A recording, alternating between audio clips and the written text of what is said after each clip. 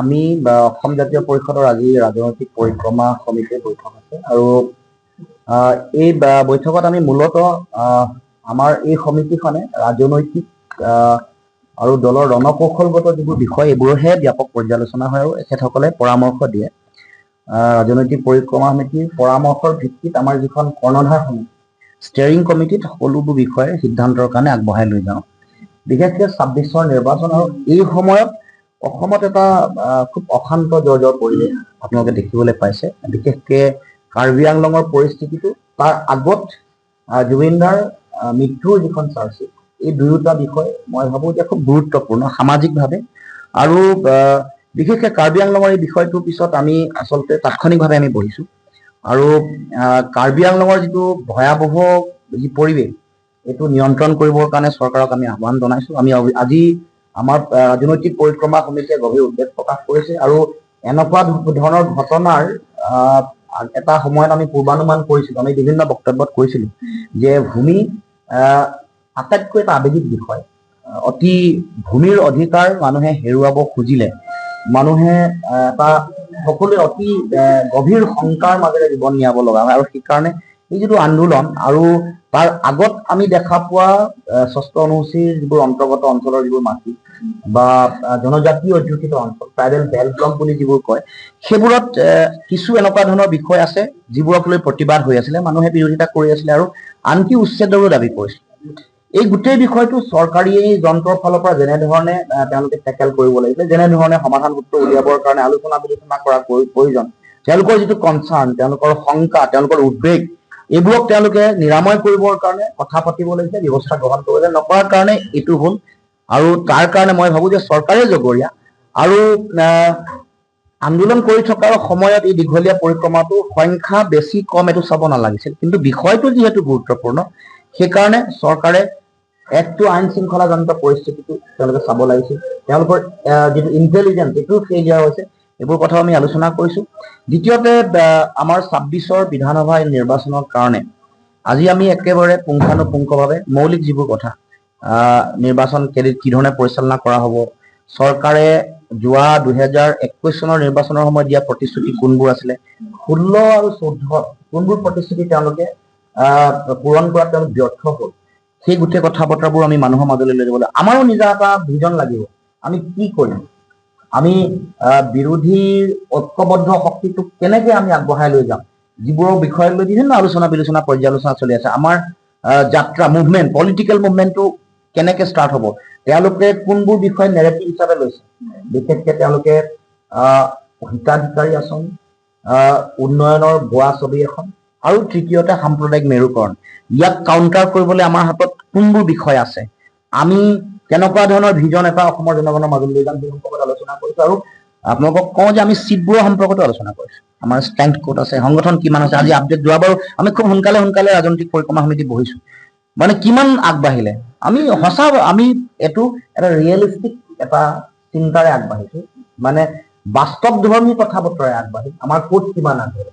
এবাৰ আমি খুব প্ৰফেচনেলি আগবাঢ়িব কৈছোঁ। 21ৰ নিৰ্বাচনত আমি বুজি পালোঁ, আমাৰ অভিজ্ঞতা হ'ল, আমি সকলোৱে অৰাজনৈতিক ক্ষেত্ৰৰ পৰা আহি অৰ্থাৎ ৰাজনৈতিক সংগ্ৰামত জঁপিয়াই পৰিছিল। গতিকে এতিয়া আমাৰ বাস্তৱিক ছবিখন, বাস্তৱিক পৰিস্থিতি অনুধাৱন কৰিব পৰা হৈছোঁ, বিশ্লেষণ কৰিব পৰা হৈছোঁ। সেইকাৰণে সাংগঠনিক কথা বতৰা সেই সমষ্টিবোৰত আমাৰ কি ষ্ট্ৰং এৰিয়া আছে, আমাৰ কেণ্ডিডেট গৰাকীৰ কিবা লেকুনা আছে নেকি, ক'ৰবাত দুৰ্বলতা আছে নেকি, তাক তেওঁক কেনেকে গ্ৰুম কৰিম বা তেওঁক কেনেকে লৈ যাম, মাইক্ৰ' মেনেজমেণ্টবোৰ কেনেকুৱা হ'ব, জনগোষ্ঠীগত গাঁথনিবোৰো ব্যাপক আলোচনা হৈছে। গতিকে আমি সেইখিনি আলোচনা বিলোচনা কৰি আমাৰ চিটবোৰ আমি ঠিক ঠাক কৰিছোঁ আৰু পৰৱৰ্তী দিনসমূহত এই বিষয়ত আমি এটা চূড়ান্ত সিদ্ধান্ত ল'ম, ক'ত ঠেলিম, কোন সমষ্টিবোৰত আমি একদম যুদ্ধংদেহীভাৱে লাগিম আমাৰ দলৰ হিচাপে। আৰু বিৰোধী ঐক্যবদ্ধ কথাটোতো বাৰে বাৰে কৈ আছোঁ, হ'বই লাগিব। নাই, প্ৰতিখন জিলাৰে য'ত সংগঠনৰ কাম চলি আছে, য'ত প্ৰাৰ্থী তালিকাবোৰ আহিছে, সেইবোৰ আমি বিস্তৃত আলোচনা কৰিছোঁ, ৰাজহুৱা নকৰোঁ। এইটো আমি এটা ঐক্যবদ্ধভাৱে আছোঁ যাতে বিভ্ৰান্ত নহয়, মানুহৰ মাজত ভুল বুজাবুজি নহয়, দলবোৰৰ মাজত ৰাইজৰ দল আছে, কংগ্ৰেছ দল আছে, ভাৰতীয় জাতীয় কংগ্ৰেছ, কোনেও যাতে ভুল বুজাবুজি, আমি আমাৰ কথাবোৰ তেওঁলোকৰ মাজত প্লেচ কৰিম আৰু আমি তথ্য সহকাৰে জাতীয়তাবাদৰ ভেটি দীঘলীয়া পৰিক্ৰমা, আমাৰ দলৰ ষ্ট্ৰেংথ কি, জনগোষ্ঠীগত গাঁথনি কি, আমি যোৱাবাৰ কিমান ভোট পাইছিলোঁ, আমাৰ ক'ত সুবিধা, সংগঠন কোনটো পৰ্যায়ত আছে, এই সকলো কথাৰে যুক্তিৰে আমি আগবাঢ়িম। মই সেইকাৰণে আজি আমাৰ আকৌ আলোচনা হ'ল, নতুন বছৰটো আমি খুব সোনকালে ৰাজনৈতিক পৰিক্ৰমা হ'ল, একদম পুংখানুপুংখভাৱে আমি একদম নিজৰ মাজত এটা ডেমক্ৰেটিক পৰিৱেশত ডিবেট হৈছে, বহুতৰ কথা বতৰা, নিজৰ যুক্তি আছে, নিজৰ কথা আছে, আৰু নতুন মানুহ আহিব খুজিছে, তেওঁলোকক কেনেকে একমোডেট কৰিম এইবোৰ কথাও আহিছে। কাৰণ এটা পৰিৱেশ আহিছে যিহেতু বহুত মানুহে জাতীয়তাবাদৰ ভেটি শক্তিশালী কৰিবৰ কাৰণে, বুদ্ধিব কৰিবৰ কাৰণে আহিব খুজিছে। আগতে তেওঁলোকে বেলেগ আদৰ্শ প্ৰেক্টিচ কৰি আছে, কিন্তু উপলব্ধি কৰিছে যে জাতীয়তাবাদেহে অসম বচাব পাৰিব। সেইসকলে ভবা যিবোৰ আছে, যিসকল ব্যক্তি আছে, খুব গুৰুত্বপূৰ্ণ বহু ব্যক্তি আছে, তেওঁলোকৰ লগত যোগাযোগ চলি আছে। অকণমান এই কথা বতৰাবোৰ অকণমান শান্তিত লাগিলে আমাৰ নিজৰ মাজতে ইণ্টাৰনেলি আমি গোটেই কথা বতৰাবোৰ পৰিকল্পনাটো কৰি ল'ব লাগিব। হোৱাৰ লগে লগে তেখেতসকলকো আমি আমাৰ দললৈ আমি বাট মানে তেওঁলোকক স্থান দিম, তেওঁলোকক আমাৰ দললৈ অহাৰ বাটটো নিশ্চয় কৰিম। চিটচাইনটো কেতিয়া চূড়ান্ত হ'ব বুলি নাথাকে না, আমিতো যিমান পাৰি সোনকালে আশা কৰি আছো, যিমান পাৰি সোনকালে হ'ব লাগে। কথা বতৰা নিশ্চয় নতুন বছৰত আৰম্ভ, নতুন আশা লৈ নতুন বছৰত আমি আৰম্ভণিৰে পৰা এই বিষয়বোৰ আহিব আৰু খুব সোনকালে চূড়ান্ত ৰূপে নিৰ্ণয় হ'ব। কালি মুখ্যমন্ত্ৰী জনজাতিকৰণ সন্দৰ্ভত বিতৰ্কিত মন্তব্য দিয়া দেখা গৈছে।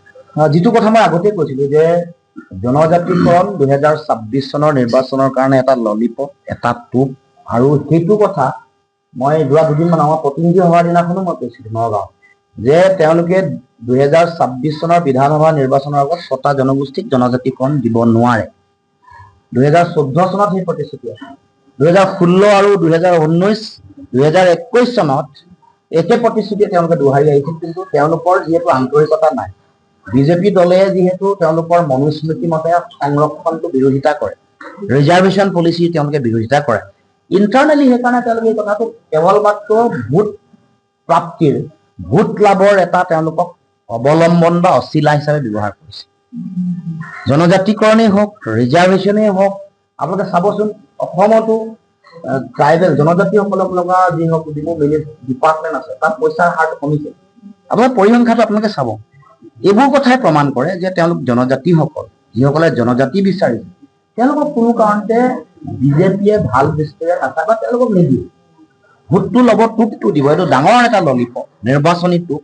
যোৱাকালি মুখ্যমন্ত্ৰীয়ে সেইকাৰণে স্বীকাৰ কৰিলে, আৰু মই দেখিছো যে সকলো দল সংগঠনেও কৈছিলে যে বিধানসভা নিৰ্বাচনত আমাক জনজাতিকৰণ দিব। মই সংবাদ মেল দেখিছো, তেওঁলোককো আহ্বান জনাইছো যে আপোনালোকে অনাগত দিনসমূহত এই যিটো চৰকাৰৰ যিটো তেওঁলোকৰ এটা তেওঁলোকৰ ললিপপৰ যিটো নীতি, আপোনালোকক ঠগা আৰু প্ৰবঞ্চনা কৰাৰ নীতি, তাৰ বিৰুদ্ধে আপোনালোকে খুব নিৰ্মূলভাৱে বিশ্লেষণ কৰিব লাগে, যুক্তিনিষ্ঠভাৱে আপোনালোকে সিদ্ধান্ত হ'ব লাগে। চৰকাৰে, বিজেপিয়ে বাৰে বাৰে কৰি অহা 6টা জনগোষ্ঠী আৰু জনজাতিসকলক কৰি অহা প্ৰতাৰণাৰ উত্তৰ আপোনালোকে সময়ত দিব লাগিব। যিকোনো খবৰৰ বাবে যোগাযোগ কৰক আমাৰ এই নম্বৰত 9181 307 2221।